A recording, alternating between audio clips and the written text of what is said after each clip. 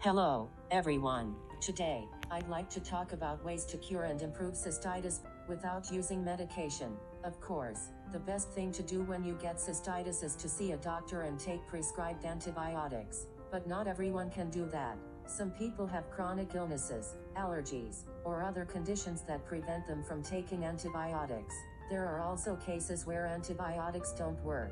I'm one of those people. This year, I've had cystitis 3 times in just 4 months. The first time was in late March, on a cold day after I went out and got really tired. Since it was a Sunday, I went to an emergency clinic and was prescribed a 7-day course of Augmentin. I took the antibiotics and the bacteria were gone, but the frequent urination continued. On top of that, I became constipated after taking the medication. Then in late May, I got cystitis again and visited a hospital. Antibiotics not only kill harmful bacteria but also the good bacteria we need. This can upset the balance in the gut and lower immunity, making it easier to get infected again. The second time, I was prescribed Augmentin again for 5 days by a urologist. While taking the antibiotics, I went to the bathroom less often, but a few days after finishing the medicine, the frequent urination returned. My main symptom of cystitis is frequent urination. The first time, I also had pain and cloudy urine. The second time, it was just frequent urination having to go every 30 minutes or so.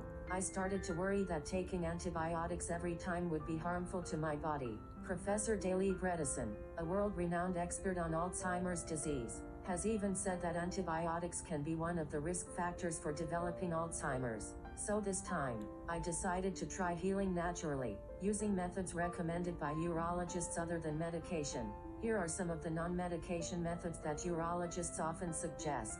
1. Drink plenty of water, about 1.5 to 2 liters per day, as long as you don't have kidney problems. This helps flush bacteria out of the bladder. In women, 80% of bladder infections are caused by E. coli. 2. Don't hold in your urine. Holding it too long allows bacteria to multiply. Go to the restroom as soon as you feel the urge. 3. Urinate after sexual intercourse. This helps flush out any bacteria that may have entered the urethra. 4. Keep the vaginal and genital area clean. Be careful not to overwash, which can damage the mucous membranes. Use gentle, pH-balanced soaps. 5. Keep your body warm. Warming your lower abdomen and lower back improves blood circulation and boosts immunity. Use heating pads. Drink warm beverages, and take warm baths. 6. Drink cranberry juice or take cranberry supplements. Cranberries contain proanthocyanidins, which may help prevent bacteria from sticking to the bladder wall. Look for unsweetened juice or supplements. Some doctors recommend a supplement called Crangin Plus 7. Improve your diet. Cut back on sugar, caffeine, spicy foods, and alcohol. Eat foods rich in vitamin C, like broccoli and kiwi fruit, to help make your urine more acidic and prevent bacterial growth. 8. Reduce stress. Stress weakens the immune system, making infections more likely. Light exercise, deep breathing, and hobbies are helpful. One doctor recommended 30-minute walks. Of course, it's hard to do all 8 of these things perfectly, so the key is to do what you can. In my case, I focused on drinking fluids and taking cranberry juice. I drank small amounts of water frequently, about 50 to 100 milliliters at a time, and took 50 milliliters daily of an unsweetened 150% concentrated cranberry juice I found online.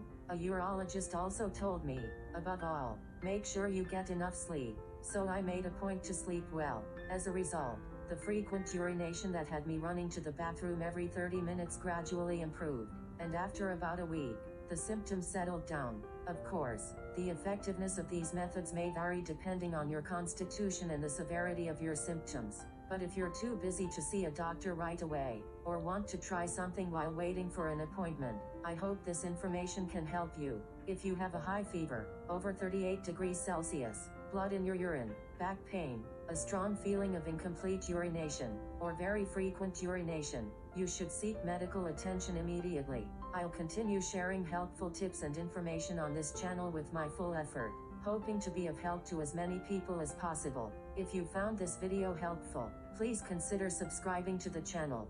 Thank you so much.